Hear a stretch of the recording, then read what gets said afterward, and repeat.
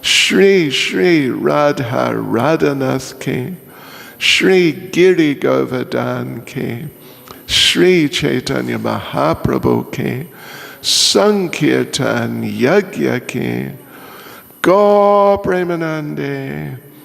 All glories to the assembled devotees. All glories to the assembled devotees.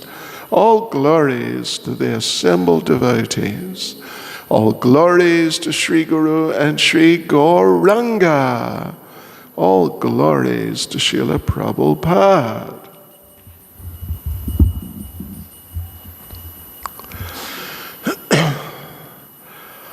Om Namo Bhagavate Vasudevaya.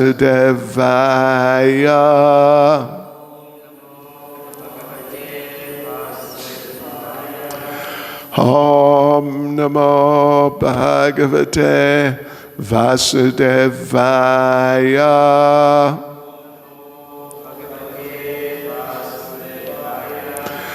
Om Namo Bhagavate Vasudevaya.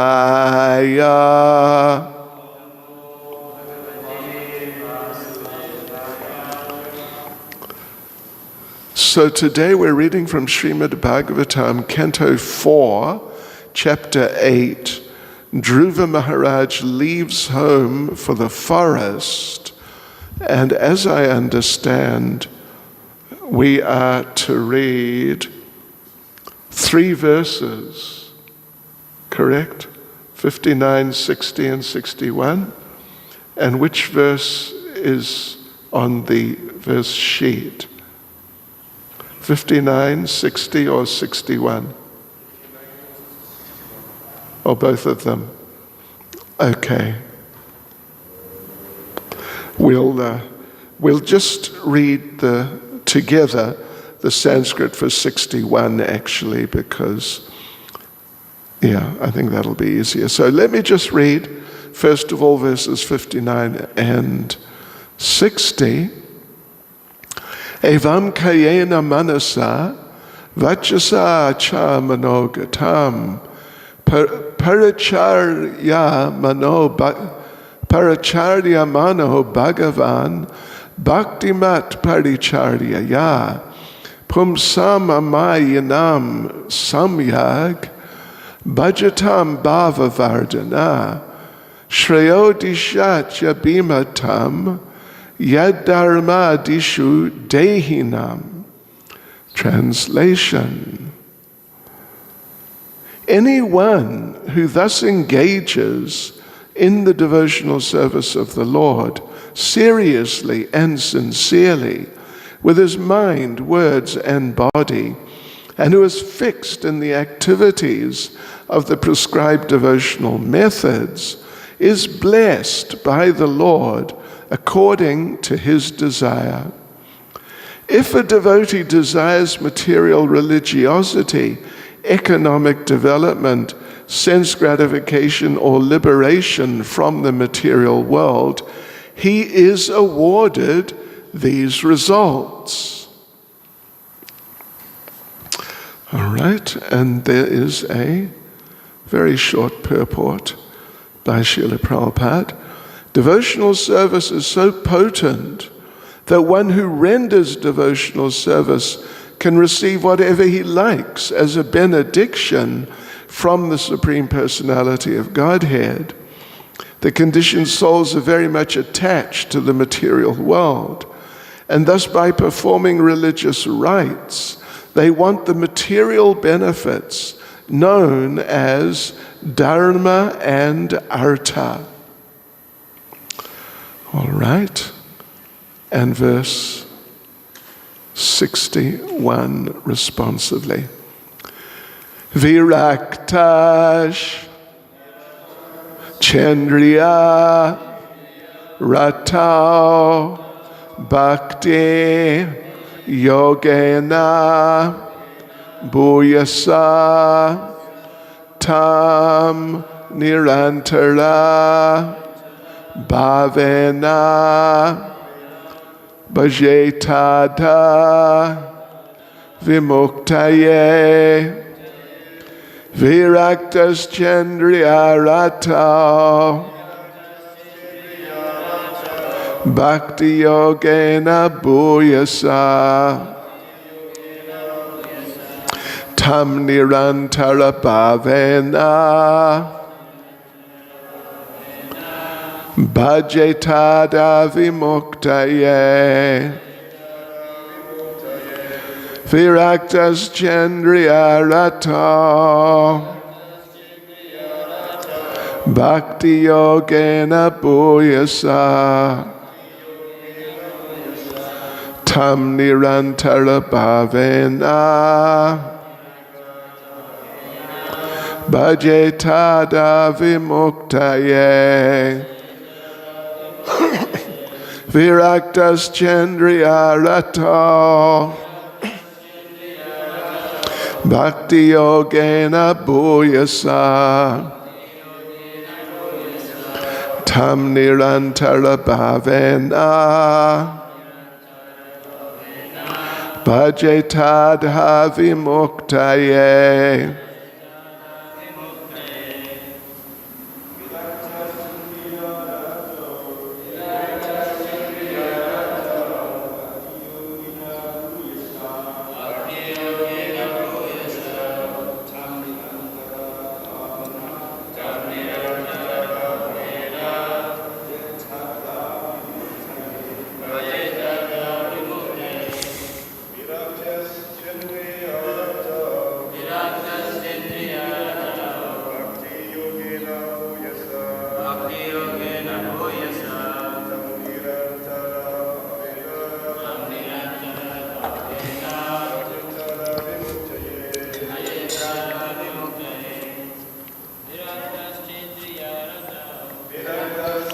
Yarakta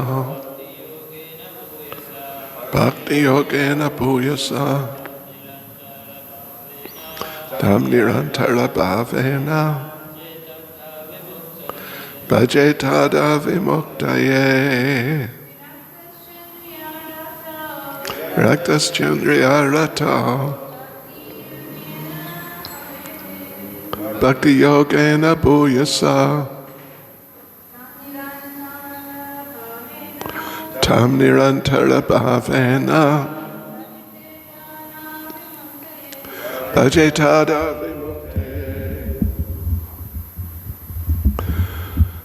Virakta Cha completely renounced order of life. Indriyarata in the matter of sense gratification. Bhakti Yogena by the process of devotional service. Bhuyasa with great seriousness. Tam unto him, the Supreme. Nirantara constantly. 24 hours daily. Bhavena, in the topmost stage of ecstasy. Bhajeta, must worship. Adha, directly. Vimuktaye, for liberation. Translation. If one is very serious about liberation, he must stick to the process of transcendental loving service, engaging 24 hours a day in the highest stage of ecstasy, and he must certainly be aloof from all activities of sense gratification. Purport by Srila Prabhupada. There are different stages of perfection according to different persons' objectives. Generally, people are karmis, for they engage in activities of sense gratification. Above the karmis are the jnanis, who are trying to become liberated from material entanglement. Yogis are still more advanced because they meditate on the lotus feet of the Supreme Personality of Godhead. And above all these are the devotees, who simply engage in the transcendental loving service of the Lord. They are situated seriously on the topmost platform of ecstasy. Here, Dhruva Maharaj is advised that if he has no desire for sense gratification, then he should directly engage himself in the transcendental loving service of the Lord. The path of apavarga, or liberation, begins from the stage called moksha. In this verse, the word vimuktaye, for liberation, is especially mentioned. If one wants to be happy within this material world, he may aspire to go to the different material planetary systems where there's a higher standard of sense gratification. But real moksha, or liberation, is performed without any such desire. Thus, it is explained in the Bhakti Rasamrita Sindhu by the term Anyabhilashita Shunyam, which also appears in Chaitanya Charitamrita Madhya Lila, chapter 19, verse 167, which means without desire for material sense gratification. For persons who are still inclined to enjoy material life in different stages or on different planets, the stage of liberation in Bhakti Yoga is not recommended.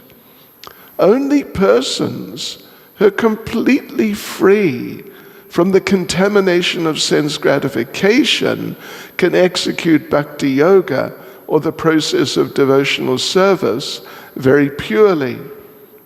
The activities on the path of apavaga, up to the stages of dharma, artha, and kama, are meant for sense gratification. But when one comes to the stage of moksha, the impersonalist liberation, the practitioner wants to merge into the existence of the Supreme. But that is also sense gratification. When one goes above the stage of liberation, however, he at once becomes one of the associates of the Lord to render transcendental loving service. This is technically called vimukti. For this specific vimukti liberation, Narada Muni recommends that one directly engage himself in devotional service.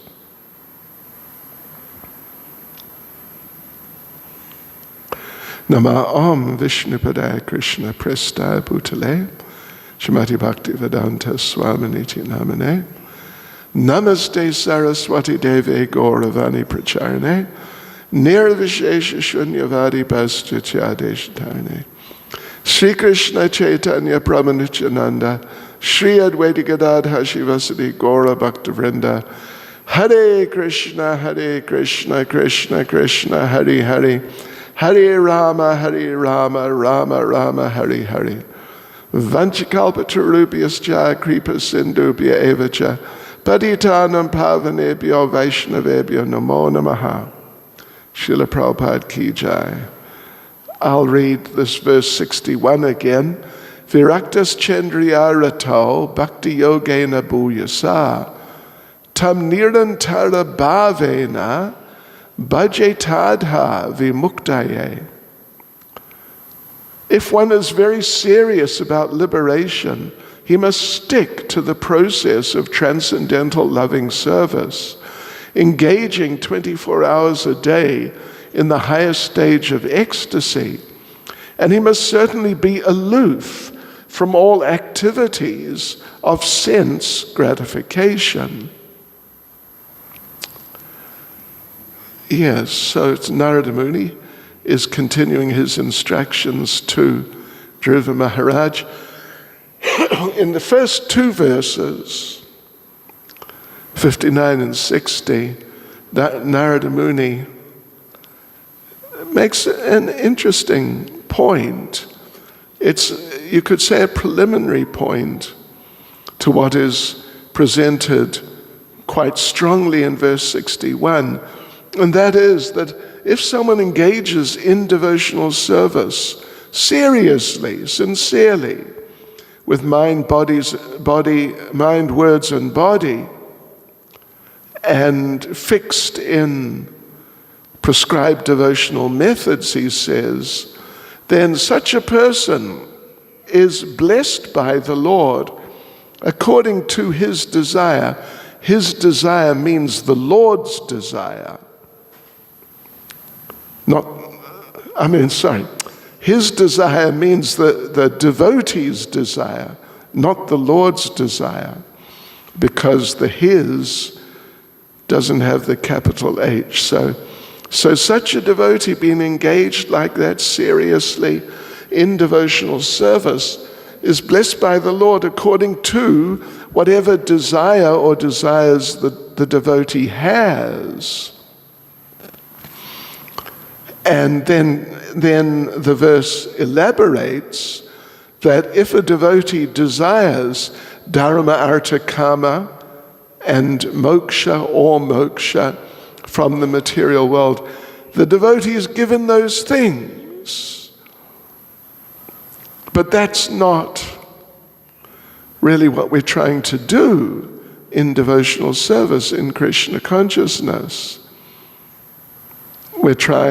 Ultimately we're trying to achieve pure love for the Supreme Personality of Godhead, and ultimately we are not interested, at least we should not be interested, and really the serious devotee is not interested in dharma, artha, kama, or moksha. Not interested. So this devotee being mentioned here is a mixed devotee, blessed by the Lord according to his desire, the devotee's desire. Yes. And we actually, I mentioned, not yesterday, what day was it? Maybe it was anyway, one of the days. I mentioned some examples of devotees who, because they were serious devotees, they were not interested. And even though they were offered by the Lord directly face to face those things, but they refused them basically. And one is the example of Dhruva Maharaj. He hasn't reached that point there. He'll get there in due course. But finally at the end, when he becomes fully Krishna conscious through chanting Om Namo Bhagavate Vasudevaya, and he also becomes fully developed in Ashtanga Yoga in relation to fulfilling his material desires of getting a kingdom bigger than his father's. So the Lord comes to him, the Lord appears before him, and the Lord tells him that I have heard that you want a big kingdom. That's what I've heard, so here I am. You want a big kingdom? But Dhruva Maharaj, whose heart has become completely purified through the process of devotional service, or particularly chanting Om Namo Bhagavate Vasudevaya, immediately replies that no. Now I've got you. Now I've got your mercy. Then I have realized that big kingdom which initially I was hankering for, practically desperately, just so strongly hankering for, Dhruva Maharaj was ready to do anything, more or less, to get that kingdom, and he did. At 5 years of age, he went to the forest just to somehow get help from God. And of course, 5-year-old children, we all know, basically, 5-year-old children, they're definitely not going to do that. They're definitely not going to do that at all. And if they're separated from their parents, particularly from the mother, at 5 years of age, they're going to become quite frantic, usually. Yes, but Dhruva Maharaj, he was so extremely determined. That is part of the nature, one of the main parts of the nature of a Kshatriya. Extreme determination. Extreme determination. So he just went, okay, I can find God in the forest and he'll fulfill my desire. There, that's it. Off he went. And even Narada Muni, when they first met, Narada Muni said to him, you're just 5 years old. You shouldn't be here in the forest.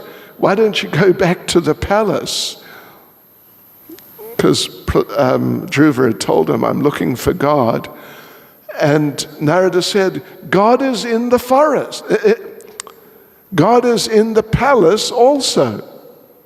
He's everywhere. He's in the palace too. So why don't you go back to the palace, and you won't have to exist on, an extremely austere diet with extremely austere facilities, like just lying on the floor, on the ground at night. Yeah, it's really very extremely austere to just live in the forest.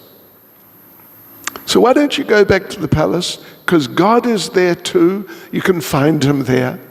And in the meantime, get nice sabji and puris and sweets and all these things and find God. But Narada responded, listen, if you don't want to help me, leave me alone. Because I'm here in the forest to find God, and that's what I'm doing. So then Narada changed his strategy. Yeah. So, yes. So then when Dhruva finally realized the Lord, based on his chanting, and the Lord told him that, right, here we go. You want a kingdom? Just tell me, it's yours. But Dhruva said, no. Now I've realized, now I've met you, I've realized that kingdom which I thought was so extremely valuable, like a pile of valuable jewels, now I can understand that it's simply a big pile of broken colored glass. And broken colored glass, I've mentioned before in this regard, I'm sure some of you will remember, in one of my earliest trips to Russia, one of them, maybe 95, I went to the, East Coast, Vladivostok. And there, the devotees one day took me to a beach.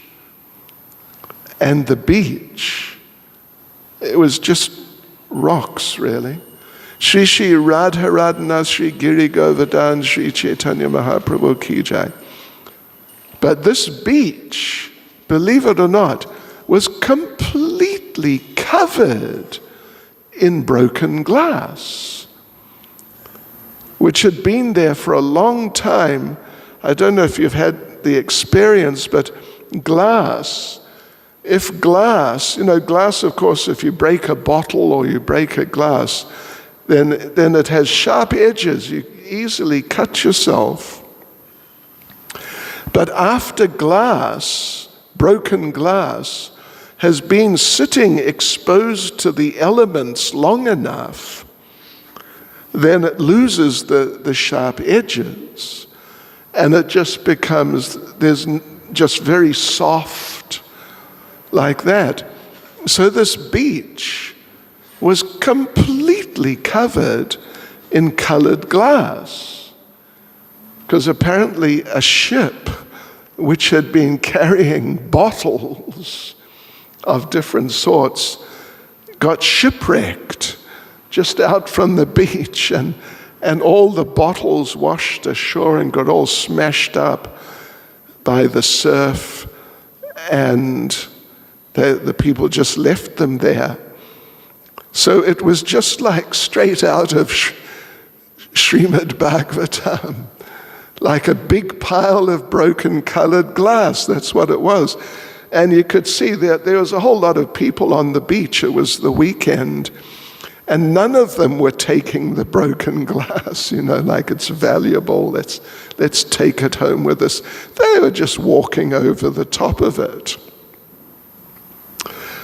That's how Dhruva felt. It's just a waste. It's rubbish. It's just rubbish. Which is true, at least if we're seeing these things in terms of sense gratification. But otherwise, the devotee sees that the world, the material world, is full of different items which can be offered to the Lord. So, but anyway, in verse 61, then the points presented in verses 59 and 60 are elaborated on a step further to the point of pure devotional service. That if you're really serious about liberation, first of all, if you're really serious about liberation, then what must you do? You must stick to devotional service 24 hours a day in the highest stage of ecstasy. Well, if you do like that, you'll be in the highest stage of ecstasy sooner or later. And while you're doing that, you have to be aloof from activities of sense gratification. This is essential truth of Krishna consciousness. Srila Prabhupada, first of all, he discusses that there are different stages of perfection, or different types of perfections, or even more particularly, different types of things which are considered perfections by different types of people who have different objectives. So Prabhupada runs through the classic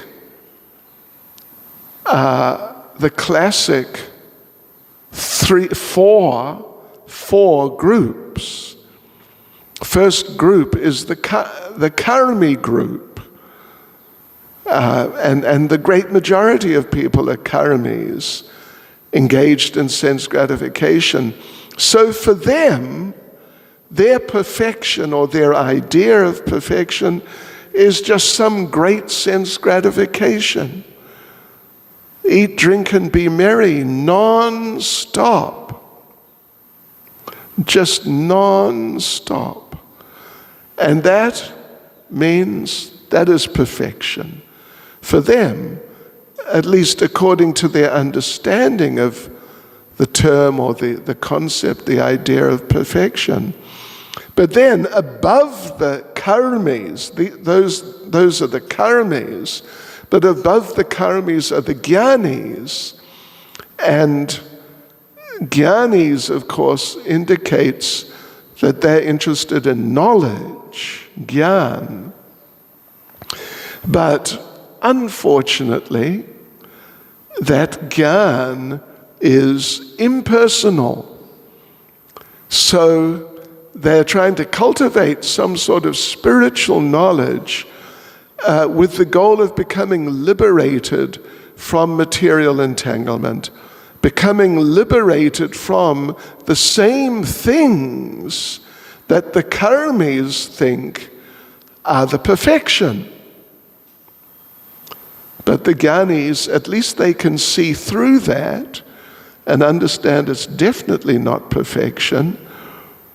So they feel that to achieve some sort of impersonal liberation, this is their idea of perfection.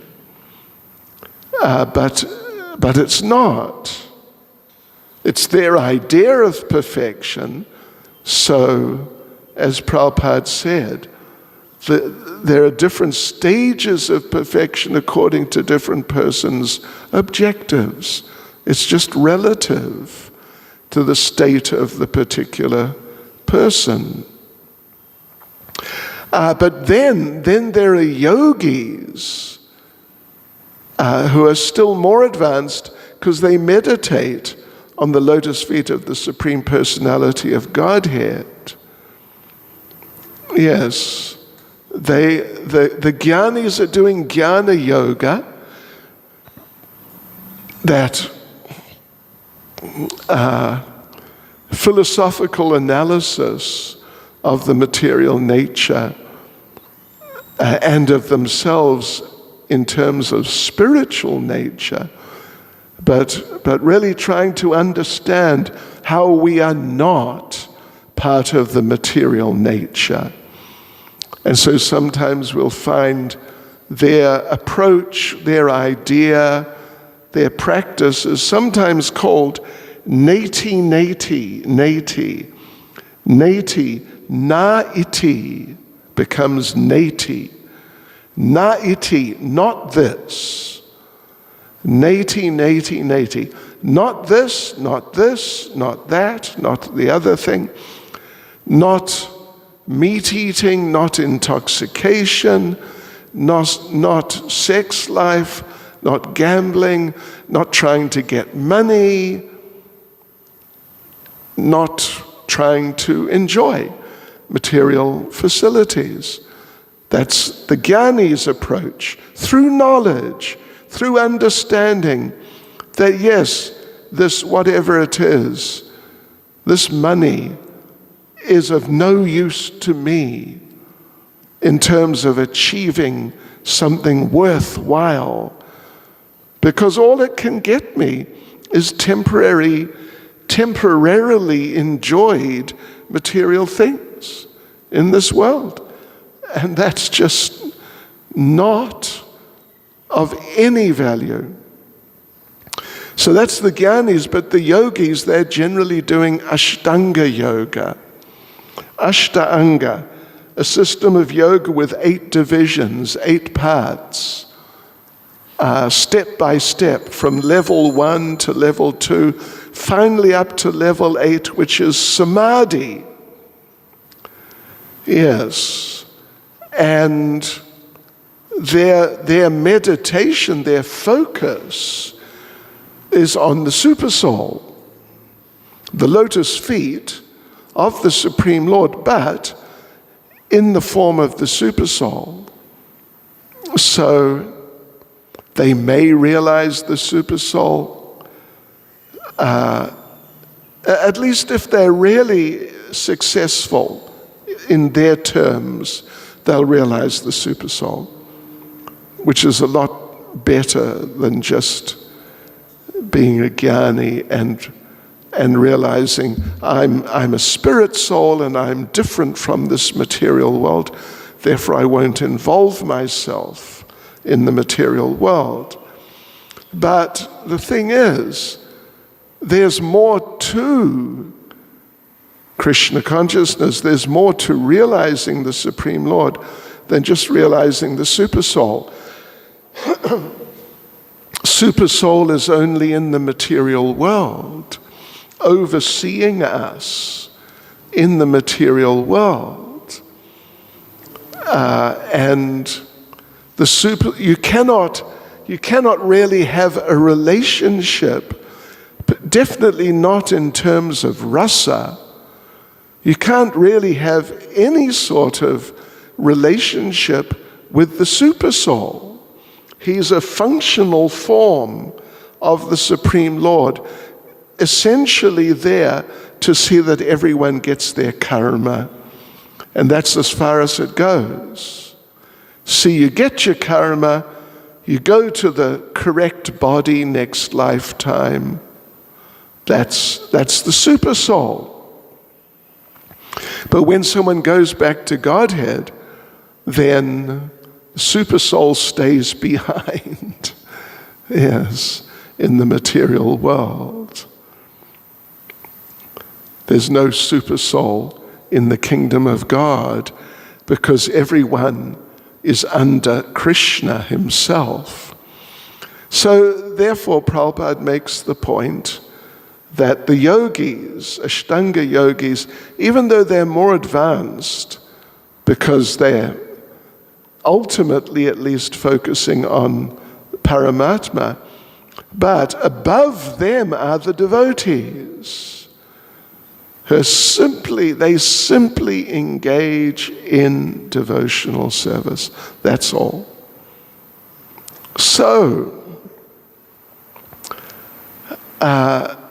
here Narada Muni then is advising Dhruva that, as far as I can see, anyway, if you have no desire for sense gratification, of course he does, but on the basis of a person not having a desire for sense gratification, that sort of person should directly engage in devotional service. Yes, and Prabhupada refers to the path of apavarga, liberation. It culminates in liberation, at least. The process of Krishna consciousness culminates in the Sanskrit term Prabhupada used was vimuktaye, which means for liberation, but the state is vimukti, not just mukti. The impersonalists, the jnanis, they're particularly interested in mukti, just plain mukti, not vimukti. It's interesting, let me actually just, while we're at it, because it is interesting, in the 10th canto, 9th chapter, verse 20, which is one of the sort of classic verses about Mother Yashoda, it's part of the Damodar Leela. Ne mam virincho nabhavo nashir apyanga samshraya prasadam lebire gopi yatat prapa vimuktidat. Neither Lord Brahma nor Lord Shiva nor even the goddess of fortune, who's always the better half of the Supreme Lord, can obtain from the Supreme Personality of Godhead, the deliverer from this material world, such mercy as received by Mother Yashoda. And what is that mercy? It's referred to in the verse itself, that Krishna is vimukti dat, same vimukti, not just mukti, but vimukti dat. Dat means he gives. So Mother Yashoda, vimukti dat, she got special liberation given by Krishna. And Prabhupada makes the point. The word vimukti dat is significant. There are different types of liberation. Sayoga, Sayujya, Salokya, Sarupya, Sarshti, and Samipya. But vimukti means special mukti. When after liberation one is situated on the platform of prema bhakti, one is said to have achieved vimukti, special mukti. Yes. Right. Special mukti, because the prefix, the basic term is mukti. I think we've all heard the term mukti many times before. It means liberation. But V as a prefix means, well, it's a prefix of emphasis like very or special mukti. In this case, just like, what is it? In Bhagavad Gita chapter 4, verse 8, Lord Krishna explains that he comes paritranaya sadhunam vinashaya chaduskritam dharma samstapanartaya dharma samstapanartaya sambhavami yuge yuge. So, paritranaya sadhunam, to deliver the devotees, vinashaya chaduskritam, vinash, the duskritanas, the demons. Krishna doesn't just nash them. Nash means to destroy. But Krishna vinashes them. Very destroys them. Special distraction. Yes. He really annihilates them, obliterates them, if you know what I mean. Yeah. Doesn't simply shoot them, but like he just blows them to pieces. Something like that. It's extreme. So special distraction. So in this case, vimukti, special liberation. Because the jnanis, the impersonalists, they're just trying to get, and it's rare, but some, they may get mukti, impersonal liberation. They may get impersonal liberation.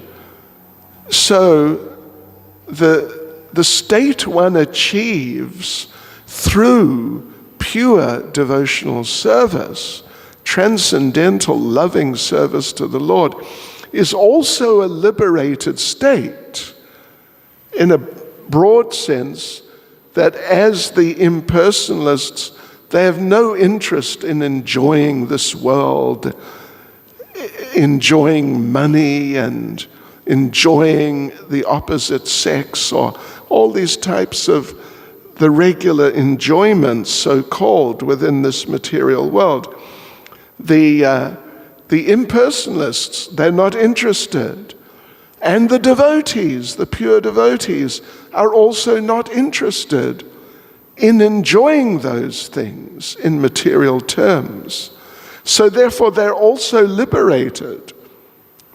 It's not exactly like a totally different state, like the difference between apples and oranges. They're really very, very different. So the liberation of the devotees in certain respects is recognizable in the same terms that the liberation of the impersonalists can be recognized, that great detachment. But actually the liberation of the devotees is much higher. Therefore it's called vimukti and not just mukti here particularly. It's vimukti, special liberation, like a much further developed form of liberation. Because, of course, as we know, the devotee goes back to Godhead and is in the personal association of Krishna eternally. And that's so different from just being free from material attachment. And that's all. Yes, so therefore, this is what Dhruva Maharaj is recommending. Dhruva Maharaj, Prabhupada says, is advised that if he has no desire for sense gratification, then what he should do is directly engage himself in the transcendental loving service of the Lord. Of course, Dhruva Maharaj is not ready for that quite, just to focus directly in devotional service.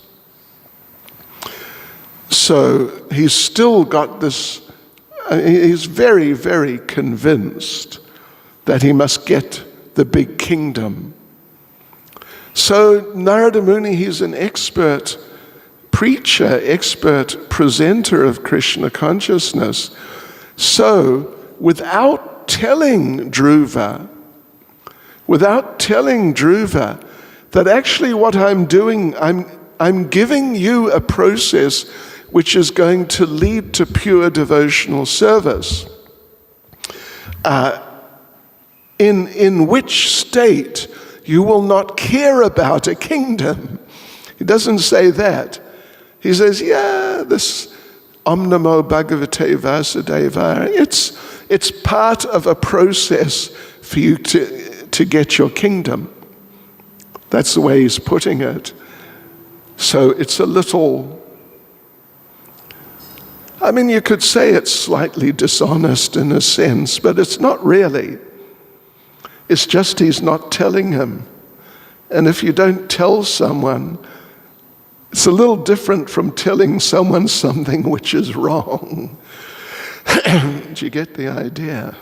I mean, it's sort of, something a bit unusual. But it's not directly lying. You're just, not talking about something. So that's actually what he's doing. And indeed, sometimes devotees, they preach to that to people.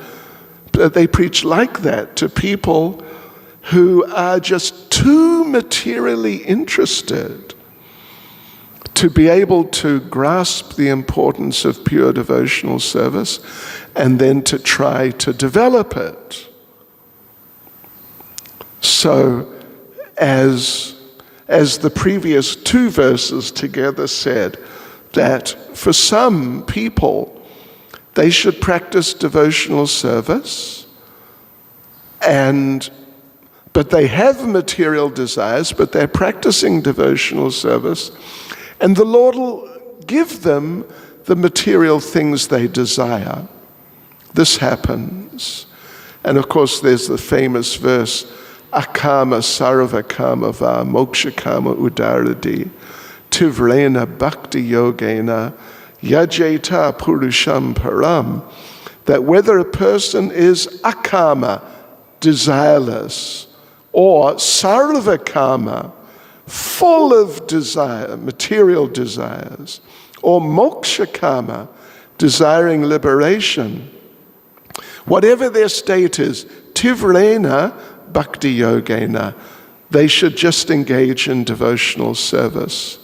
Yajeta purusham param, and worship the Supreme Personality of Godhead.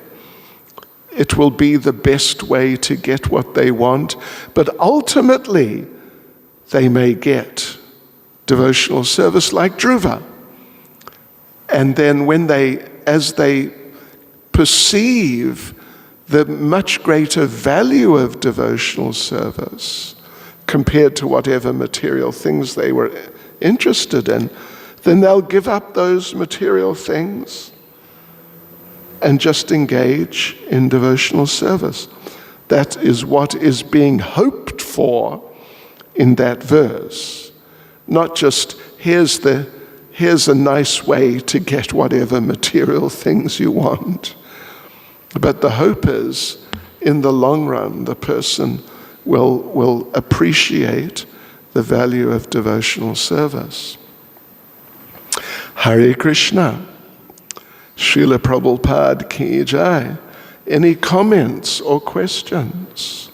Any comments, words of wisdom? Sorry, I haven't been able to be here tonight. Just said I didn't do this. I'm fresh off all the programs to do this. But I loved it when I came in. You were talking about that liberation to get to go back to God and be with Krishna. And the dream I had, Prabhupada came to me and he said, "You got my hands." And Just use the mic. said, "I'll always be with you." Uh,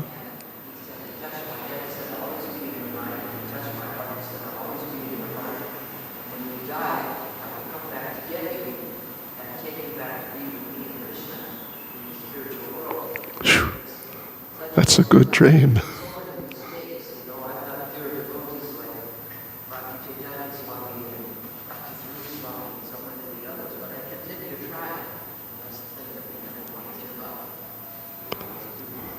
Yeah.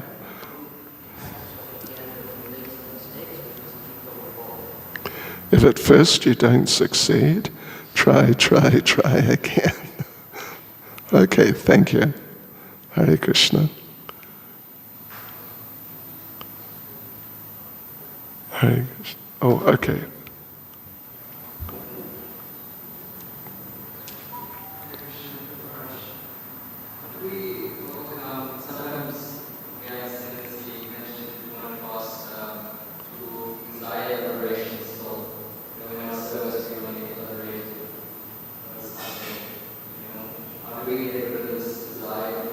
For liberation. Yes. Well, a good start is to cultivate our understanding of Krishna consciousness more and more, and then it'll become more clear to us that liberation, just in the sense of becoming free from different material, not just different material things, particularly things which aren't nice. We realize we'll become more convinced, at least, that actually to achieve, like what Shuddhi Prabhu is achieving, of going back to Godhead and being with Prabhupada and Krishna there eternally, this is much better than just becoming free from different problems, like the disease problem and the death problem and these problems of material life. Because it's interesting in Christianity, they're really, even though they've got an idea of going to what they call heaven, they're not really clear what it is, but it's some sort of higher existence. But they're very concerned about getting salvation, which basically means liberation. Yeah. And they don't understand the difference between just salvation, freedom, from all the troubles, and actually being with the Supreme Lord, engaged in His pure devotional service. So, yes, there has to be a process. There naturally is, if we practice Krishna consciousness nicely and study the literatures and think about them, then it will just naturally become apparent that we really don't need to worry about liberation. By becoming Krishna conscious, we're going to get liberation anyway, just as a byproduct. And it's not something we have to really think, how am I going to get it? How does that sound? Hare Krishna. Srila Prabhupada ki jai.